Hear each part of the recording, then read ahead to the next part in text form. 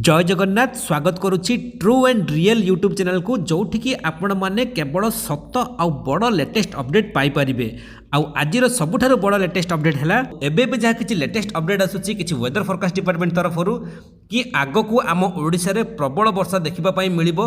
आउ आपण माने देखिबा पाई पाउथिबे आज आम ओडिशार उपकूलवर्ती जिला मानकरे पाग हल्का कोहला करिथिला। ता छडा किछि किछि जिला मानकरे सकाळु सकाळु स्वल्परु मध्यम धरणर कुहुडी मध्य पडिथिला। आउ खरा तातीर परिमाण मध्य वृद्धि पाउची जोथि पाई कि आगकू काला बैशाखी जनित वर्षा ता माने बिजली घड़घड़ी वज्रपात सहित वर्षा हेबा संभावना अछि। ता सहित किछि जिला मानकरे हेवी रेनफॉल बा प्रबल वर्षा हेबार मध्य संभावना अछि। तो आगकू को जिला मानकरे केते प्रबल वर्षा हेबार संभावना अछि और केबेठारु वर्षा हेबो ए सब को जानिबा पाई निश्चित वीडियोटी को शेष पर्यंत देखंतु।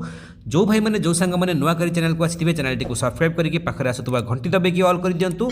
वर्षा बन्या बात्यार सबठारु फास्ट और लेटेस्ट अपडेट आपण मानक पाखरे पहुंची जिवो। सेमिति भल पाइबा जारी रखिबे। वीडियोटी को समस्ते गोटे गोटे लाइक एबे ही करि देबे। देरी न करी आरंभ करिबा कोन आपण माने समस्त जेमिति जानती गत किछि मास हैला आम ओडिसा रे वर्षा देखिबा पाई मिलु नाही। खरा तातीर परिमाण द्रुत गति रे वृद्धि पाई चलिछि। ता छड़ा किछि किछि जिला मानकरे तापमात्रा 38-39 डिग्री सेल्सियस मध्य रहुछि। आ वर्तमान पागरे हल्का परिवर्तन देखिबा पाई मिलुछि कारण बंगोपसागरीय मॉइस्चर्ड विंड बा हल्का पवन मध्य होउछि उपकूलवर्ती जिला मानकरे किंबा समुद्र कूलवर्ती एरिया मानकरे आपण माने देखिबा पाई पाउथबे जहार परिमाण स्वरूप खरा तातीर परिमाण आजि आ आसंता काली हल्का टिके कम रहिबो किंतु परे परे आहुरी ताती बढ़िबो। ता सहित काला बैशाखी जनित वर्षा हेबार मध्य संभावना अछि। काला बैशाखी जनित वर्षा माने कौन सब वीडियो मानकरे जमिति कहे वर्षा सहित बिजुली घड़घड़ी वज्रपात मझिरे मझिरे दलका पवन बा आपणकर हठात झड़ वर्षा हेबार मध्य संभावना अछि। काला बैशाखी समय रे बिजुली वज्रपात पई आपण माने निहाती सतर्क सचेतन रहिबे।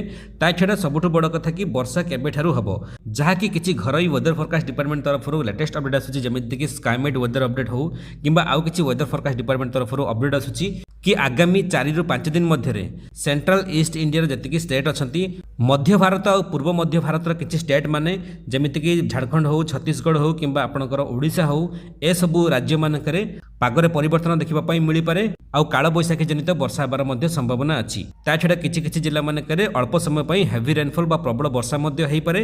वेदर फोरकास्ट डिपार्टमेंट तरफरु जहां भी किछि लेटेस्ट अपडेट आसीबो संगे संग अपलोड कर देबी आपण मानक पाखरे पहुंची जिवो। आउ आगको मध्य आईएमडी तरफरु हो किंबा आंचलिक पाणीपाग विज्ञान केंद्र तरफरु हो जहां भी किछि क्लियर विजुअल आसीबो कि आम ओडिसा रे को जिला मानकरे प्रकृत रे केते मात्रा रे वर्षा हेबार संभावना रहिबो। जहां भी किछि अपडेट आसीबो संगे संग अपलोड कर देबी आपण मानक पाखरे पहुंची जिवो।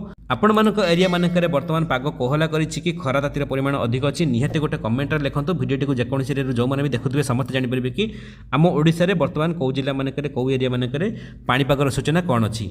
वीडियो भल लागिथिले समस्त पाख को शेयर करबा सहित वीडियोटी को छोटिया लाइक दबा पई भूलिबेनी। शेष जाय वीडियोटी को देखिते पई आपण समस्त को पुणी थे बहुत बहुत धन्यवाद। जय जगन्नाथ, वंदे मातरम।